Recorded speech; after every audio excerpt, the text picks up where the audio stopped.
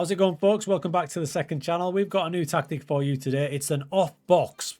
You could probably call it an off diamond thinking about it if Loftus-Cheek was chilling in there. But it's a new one that I did for my Patreons. A direct download is on there.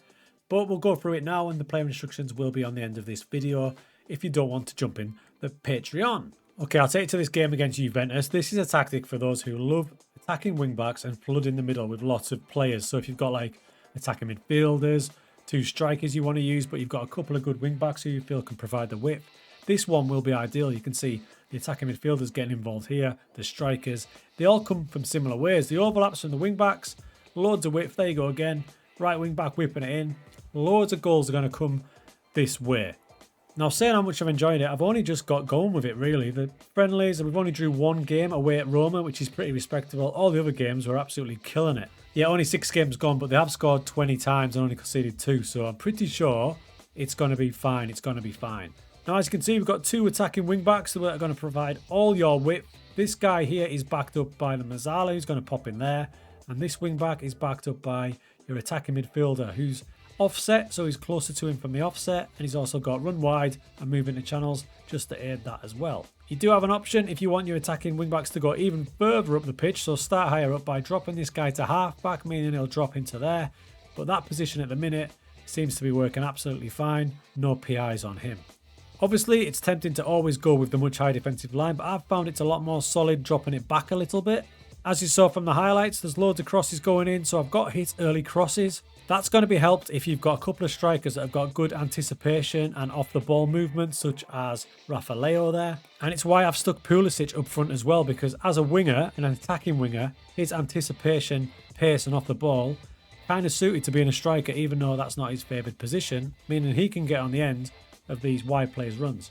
I like doing these tactic videos on the second channel because it's a lot quicker for me and we can get a little bit geeky. You'll notice that there's no player instructions on either striker, unlike the attacking midfielder. In midfield, we've got this Mazzala.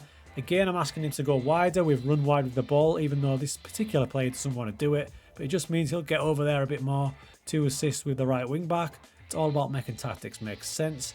This is the one position, and I put this in Patreon, where I'm not completely happy with it. If you look at his average rating, it's way below everybody else. He's on 6.85. That might just be because he's not doing as much, being a central midfielder on defend, quite passive.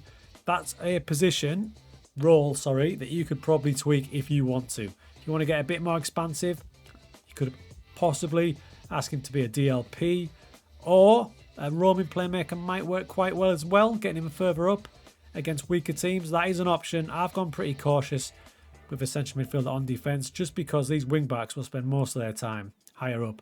So I was trying to be a bit more cautious, but as I say, he is the one player that's not quite sparkling.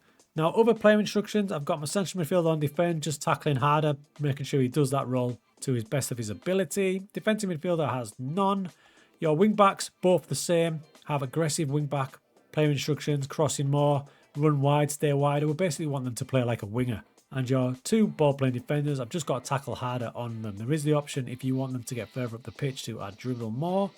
In weaker games, that's entirely up to you. You notice my goalkeeper is just a goalkeeper on defend.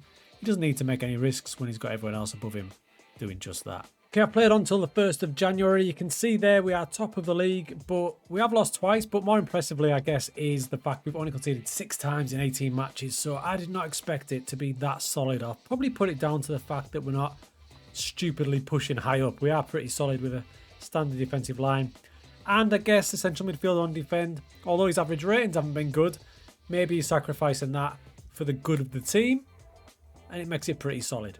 We also finished top of the Champions League group as well, only losing them 1 match, so it's definitely got something good going with it. I will put all the player instructions up now in case you missed them during the video. I'll be back soon, and we're going to go for a lower league tactic for a lower team, because a lot of people have been asking for those.